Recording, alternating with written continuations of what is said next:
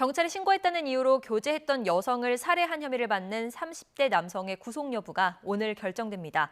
구속영장 심사를 앞두고 피의자 김모 씨는 취재진에게 죄송하다며 짧게 심경을 밝혔습니다. 취재기자 연결해 자세한 내용 알아보겠습니다. 임형준 기자. 네, 사회부입니다. 네, 이제 곧 구속 전 피의자 신문이 열리죠? 네, 피의자인 30대 남성 김모 씨의 구속 전 피의자 신문은 조금 뒤인 오늘 오후 3시 서울 남부지방법원에서 진행됩니다. 김 씨는 조금 전 법원에 도착했는데 앞서 서울 금천경찰서를 나서며 취재진 앞에 모습을 드러냈습니다. 피해자에게 하고 싶은 말이 없느냐는 취재진 질문에 고개를 숙인 채 죄송하다고 답했습니다. 직접 들어보시겠습니다. 피해자한테 하고 싶은 말 있으세요? 정말 죄송합니다. 피해자랑 피해자 가족들한테 미안한 마음은 안 드세요? 평생 죄짓고 살겠습니다. 김 씨의 구속영장에는 보복살인 혐의가 적시됐습니다. 경찰은 김 씨가 여성이 교제폭력을 신고한 데 앙심을 품고 범행을 저질렀다고 보고 있습니다. 김 씨는 그제 아침 7시 20분쯤 서울 시흥동에 있는 지하주차장에서 헤어진 전 연인을 흉기로 수차례 찔러 살해한 혐의를 받는데요. 김 씨는 범행이 벌어지기 불과 2시간 전 피해 여성을 찾아가 폭행한 혐의로 경찰 조사를 받은 것으로 드러났습니다.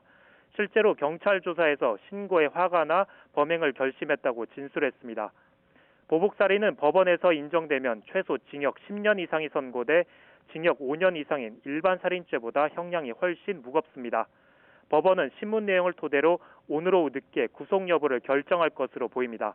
경찰은 또 조만간 신상공개위원회를 열어 김 씨의 신상을 공개할지 결론 내릴 예정입니다. 피의자 김 씨가 경찰 조사를 받은 직후 범행에 나선 것으로 드러나면서 경찰 초기 대처를 두고도 논란이 일고 있죠. 네, 경찰은 범행이 벌어진 그제 새벽 6시쯤 조사를 마친 뒤 피의자 김 씨를 돌려보냈습니다. 현행법상 스토킹 처벌법이나 가정폭력 처벌법은 가해자에 대한 접근 금지 등 긴급 응급 조치를 할 수 있습니다.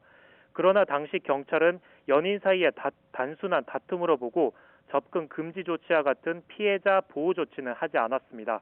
연인 관계일 뿐 결혼할 의사가 없다거나 가해자 처벌을 원하지 않는다는 등 피해자 진술을 토대로 검토했을 때 긴급 응급조치 요건에 부합하지 않는다고 본 겁니다. 다만 두 사람은 1년가량 연인 사이로 지내며 피해자의 집에서 함께 생활하기도 했던 것으로 조사됐습니다. 그러다 범행 나흘 전쯤 피해 여성이 이별을 통보했는데 김 씨는 다시 만날 것을 강요하며 피해자 집에 찾아가 비밀번호를 바꾸거나 피해자를 때렸던 것으로 드러났습니다. 이러한 정황들로 미루어 봤을 때 경찰이 피해자 보호 조치를 적극적으로 했다면 피해자가 살해되는 걸 막을 수 있었을 거라는 지적이 나옵니다. 일각에서는 데이트 폭력으로 불리는 연인 사이 폭력에 법적 공백이 있는 만큼 경찰 대응의 한계가 불가피했다는 의견도 나옵니다. 지금까지 사회부에서 YTN 임형준입니다.